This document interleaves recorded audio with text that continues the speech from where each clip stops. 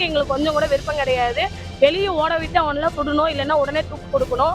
அவனை உள்ள வச்சு போக்சோவில் போட்டு சாப்பாடு கொடுத்து தண்ணி கொடுத்து நீட்டாக அவனை ஒரு இதில் ஜெயிலுக்கு போகிற மாதிரி போக மாட்டாங்க. பிக்னிக்கில் இருக்க மாதிரி தான் இருப்பானே தவிர அவனுக்கு இது தெரிவிக்காது.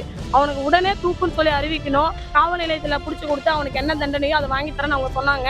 ஆனால் அது எங்களுக்கு பத்தாது. உடனே தூக்குன்னு அறிவிக்கணும். இதை தான் எங்களோட கோரிக்கையாக நாங்கள் வச்சுட்டு இருக்கோம். அந்த கோரிக்கை நிறைவேற வரைக்கும் இந்த இடத்த விட்டு நாங்கள் நகர மாட்டோம். நாமக்கல் மாவட்டம் குமாரபாளையத்தில் 7 வயது குழந்தையை நரக வேதனைக்கு உள்ளாக்கிய காமுக கொடூரனை என்ன செய்ய வேண்டும் என எழுந்துள்ள ஆவேச குரல் அதான் இது.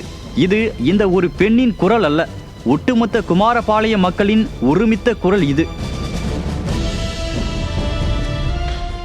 வீட்டருகில் விளையாடிக் கொண்டிருந்த சிறுமியை திட்டமிட்டு தனியே அழைத்துச் சென்று பாலியல் வன்கொடுமை செய்துவிட்டு இரவு முழுவதும் நிம்மதியாக மெத்தையில் படுத்து உறங்கியுள்ளான் அந்த காமுகன்.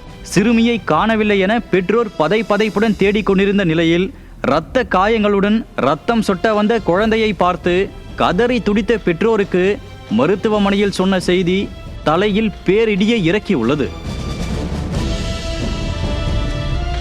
குழந்தை வன்கொடுமை செய்யப்பட்ட செய்தி அறிந்ததும் ஊர் மக்கள் அனைவரும் ஒன்று கூடி அப்பகுதியில் உள்ள சிசிடிவி காட்சிகளை ஆராய்ந்து காமுகனை தேடி உள்ளனர்.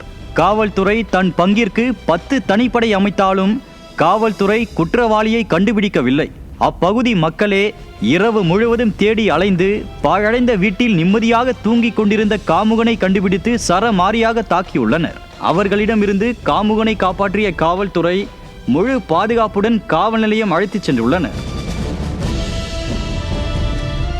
காம கொடூரன் காவல் நிலையத்தில் ராஜ மரியாதையுடன் இருப்பதை அறிந்த சுற்றுப்புற கிராம மக்கள் அவனை எங்களிடம் ஒப்படையுங்கள் என போலீசாருடன் வாக்குவாதத்தில் ஈடுபட்டுள்ளனர்.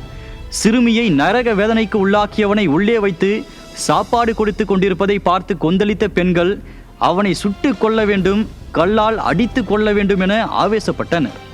அந்த மக்களின் உணர்வை புரிந்து கொள்ள முடியாத காவல்துறையோ மூதாட்டியிடம் முகம் காட்டியது போராடிய மக்களிடம் கடும் அதிருப்தியை ஏற்படுத்தியது.